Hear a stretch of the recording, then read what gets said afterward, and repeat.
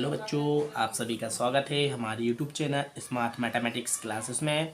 तो बच्चों, हमने अपने पिछली क्लास में 2.3 का प्रश्न दूसरे का प्रश्न 1 कर लिया था। इस क्लास में हम प्रश्न 2 करते हैं, ठीक है ना, दूसरे का दूसरा करते हैं। तो बच्चों, प्रश्न दिया गया, हमें क्या दिया, प्रांत और परिसर ज्ञात करना था। पहले प्रश्न का हमने प्रांत परिसर आपको ज्ञात करके बता दिया था। ठीक इसी प्रकार से इस प्रश्न को करते हैं। तो प्रश्न हमने लिख लिया है, ठीक ना। तो अब हम इसको करते हैं हल।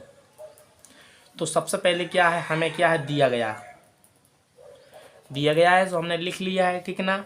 तो अब क्या है, चूंकि f(x) इक्वल टू वाई क्या करा, हमने माना है, ठीक ना। जैसा कि f(x) हमने बताया है ना, f(x) कहीं पर भी लिख के आ जाए और f और x की, यानी कहने का मतलब है मेरा कि संबंध के बारे में, संबंध के बारे में पूछे तो f(x) को हम बाय मानेंगे, ठीक है ना। संबंध के बारे तो f(x) को क्या मानेंगे, बाय मानेंगे, ठीक है ना। हमने आपको समझा दिया है कैसा x और y कैसा मानते हैं, a के समुच्चय b के समुच्चय, ठीक है ना। तो उसको हम यहाँ पर रिपीट नहीं करेंगे। अब देखते हैं बच्चों क्या कि हमें f(x) की जगह पर क्या रखना है, y रखना है। y इक्वल टू कितना हो जाएगा बच्चों, इतना हो जाएगा, ठीक है ना। कितना हो जाएगा, इतना हो जाएगा। अब बच्चों देखो, जो अंडर रूट में जो संख्या दी गई है 9 माइनस, इसलिए क्या करेंगे, इसलिए कैसा, हम 9 माइनस एक्स स्क्वायर जो हमारा है क्या होना चाहिए, हमारा कितना होना चाहिए, 0 से बड़ा होना चाहिए और 0 के इक्वल होना चाहिए। 0 से छोटा नहीं आना चाहिए। यदि 0 से छोटा आता है तो कॉम्प्लेक्स नंबर का वो हो जाएगा, इक्वेशन बन जाएगी। कॉम्प्लेक्स नंबर क्या होता है, आयोटा, जब जहाँ पर हम माइनस को आयोटा के रूप में लिखते हैं, ठीक है ना, आयोटा को आई जैसा बनाते हैं, ठीक है ना, माइनस दर्शाता है आयोटा, ठीक है ना। तो कॉम्प्लेक्स नंबर के बारे में हम अगली प्रश्नावली में बात करेंगे, 5 में है शायद, सम्मिश्र संख्या है, कॉम्प्लेक्स नंबर, तो उनके बारे में हम बात करेंगे। तो ये आपको एक बात याद होनी चाहिए, 9 माइनस एक्स स्क्वायर का मान 0 या 0 से बड़ा होना चाहिए, इससे छोटा नहीं होना चाहिए। अब इसको हल करते हैं। तो दोनों पक्षों में 9 को घटाने पर, बच्चों दोनों पक्षों में 9 को हम घटाते हैं। 9 माइनस इतना तो लिखते हैं, घटाना है 9 greater than equal to 0 minus 9 को घटाना है। तो हमने दोनों जगह 9 ग्रेटर दिया, जैसा लिखा था वैसा लिख दिया। तो देखो यहाँ से यहाँ पर जी कैंसिल हो रहा है, -9 से +9, प्लस माइनस क्या तो माइनस होता है, तो minus x square greater equal, तो यहाँ पर क्या बचा, 9 बचेगा। माइनस माइनस बच्चों क्या होता है, माइनस माइनस प्लस होता है, तो दोनों जगह प्लस हो जाएगा। हमें यहाँ पर लिख सकते हैं दोनों ओर माइनस गुना करने पर। तो जब दोनों ओर माइनस का गुणा किया है तो जो प्लस का हो गया, ये भी क्या हो गया, प्लस का हो गया। तो अब देखो, अब लिख सकते हैं दोनों और वर्गमूल लेने पर। तो अब दोनों ओर वर्गमूल लेते हैं तो x का जो मान आएगा बच्चों, धर रेड कितना हो जाएगा, 3 हो जाएगा। तो कहने का मतलब है कि हम इसको लिख सकते हैं, अब एक प्रतिबंध आ गया है कि -3 से बड़ा या बराबर होगा x का मान, और छोटा या बराबर होगा किसके मान से, 3 के मान से। तो हमें जो प्रतिबंध निकल के आया है, हमें x का मान यहाँ पर भरना है।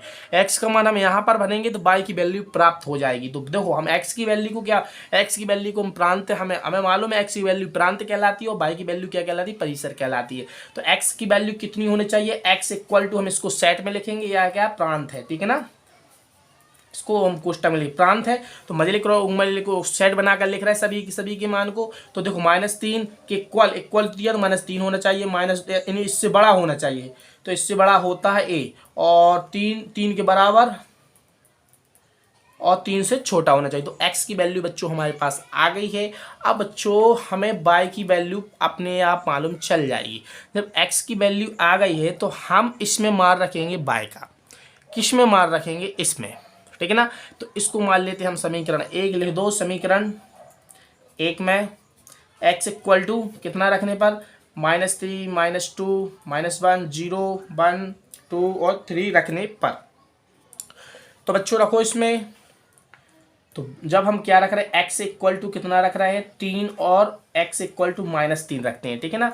तो y इक्वल टू कितना आएगा, तो 9 माइनस -3 रखा है तो कितना आया, y इक्वल टू 9 माइनस, यहाँ पर 9 हो जाएगा, y इक्वल टू यहाँ पर 0 आ जाएगा, ठीक है ना। अब जब हम प्लस का रखेंगे तो y इक्वल टू 9, 3 का वर्ग है, तो y इक्वल टू इतना आ जाएगा बच्चों 9, तो y इक्वल टू कितना हो जाएगा 0।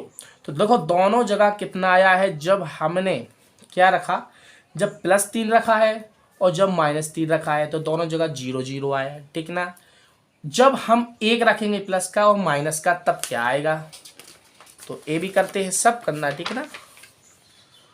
अब हम क्या करेंगे, x इक्वल टू -1 और +1 रखते हैं, तो y इक्वल टू हमें इक्वेशन ऐसे ही दी गई थी, इसमें हम रखेंगे +1 का वर्ग, तो y इक्वल टू कितना हो जाएगा, यहाँ पर आ जाएगा 1, तो y इक्वल टू हो जाए √8, तो इसको हम लिख सकते हैं 2√2, ठीक है ना बच्चों। और जब हम माइनस में रखते हैं इसका मान, ठीक है ना, माइनस में रख रहे हैं, तो y इक्वल टू कितना आएगा 9 -1 रखा है जब इसकी जगह पर, x की जगह पर, तो हमारे यहाँ पर भी इतना आएगा, इसलिए हम इसको लिख सकते हैं। देखो दोनों एक से आए ना, ठीक है ना। और जब हम x इक्वल टू 0 रखते हैं तो हमारा आएगा, जब x इक्वल टू हमने 0 रखा तो 9 -0, तो y इक्वल टू कितना आएगा 9 आएगा, तो y बराबर हम कह सकते हैं 3, ठीक है ना बच्चों, कितना 3, यहाँ पर 9 का वर्गमूल 3 होता है।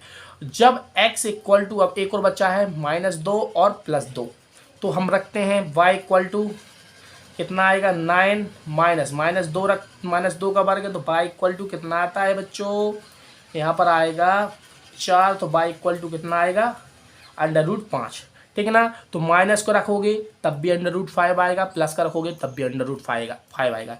इसलिए y इक्वल टू हमें क्या क्या प्राप्त हुआ है, y का मान क्या क्या प्राप्त हुआ, सभी को सेट में लिख दो।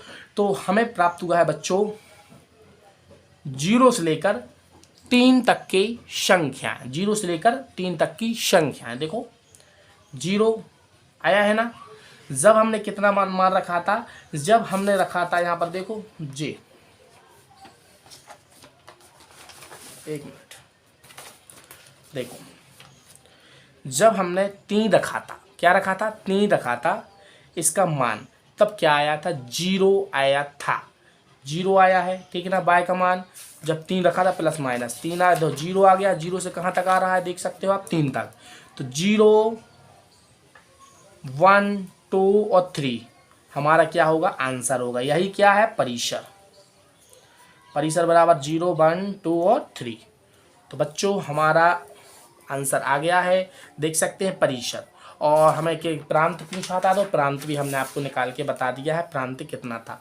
बस कुछ नहीं किया, हमने क्या किया, प्रश्न में f(x) को हमने y मान लिया, y माना तो हमने जो y equal to under root 9 - x किया था, तो इसकी वैल्यू को हमें कितनी करना है, 0 से बड़ी होनी चाहिए, 0 के बराबर होनी चाहिए, बस दोनों इसको सॉल्व कर दिया तो x की वैल्यू और x की वैल्यू हमने समीकरण 1 में रख दी, तो y की वैल्यू प्राप्त हो गई, ठीक है ना। वही तो है, x क्या होता है प्रांत होता है, y परिसर होता है। तो बच्चों इस क्लास में बस इतना ही, मिलते हैं अगली क्लास में, तब तक के लिए जय हिंद जय भारत।